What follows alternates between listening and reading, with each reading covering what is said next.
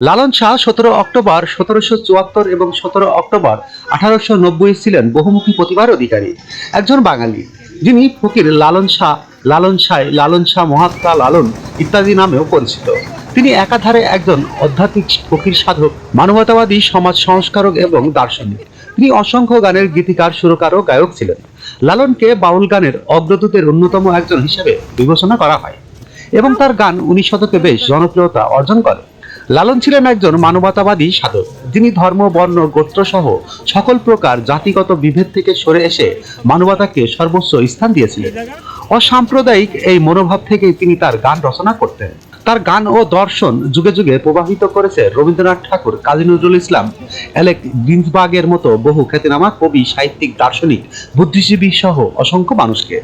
তার গানগুলো যুগে যুগে বহু সঙ্গীত শিল্পীর কণ্ঠে লালনের এই গানসমূহ উচ্চারিত হয়েছে।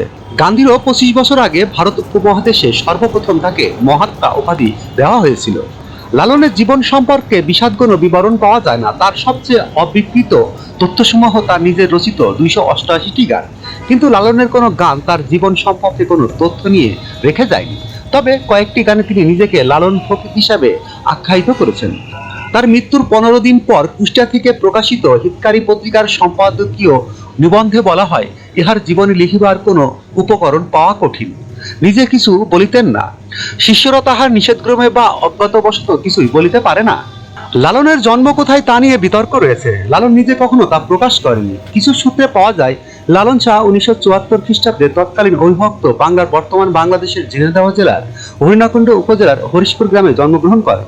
কোনো কোনো লালন গবেষক মনে করেন লালন কুষ্টিয়ার কুমারখালী থানার চাপড়া ইউনিয়নের অন্তর্গত ভাটারা গ্রামে জন্মগ্রহণ করেছিলেন।